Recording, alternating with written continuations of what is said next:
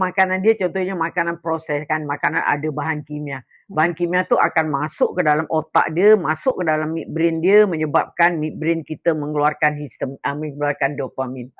Dopamin itu akan menyebabkan kita rasa sedap, kita rasa senang, kita rasa seronok. Kita jadi maka kita akan ketagih. Sebenarnya ketagihan adalah disebabkan bahan kimia yang ada dalam makanan you all.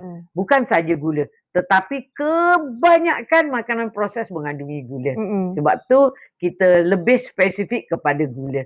Sebab kalau orang yang ketagihan kepada gula, dia akan menggigil, dia akan letih, dia akan lesu, dia akan macam-macam. Okey, itu adalah ketagihan pada gula. Dan ketagihan kepada bahan kimia pula different. Dia akan rasa brain fog, dia akan rasa macam rasa tak senang, okey. Dan selagi dia tak jumpa bahan tu, benda makanan tu, selagi tu dia akan otak dia akan tak senang lah. Maknanya dia akan minta lagi, semuanya diminta oleh dopamin.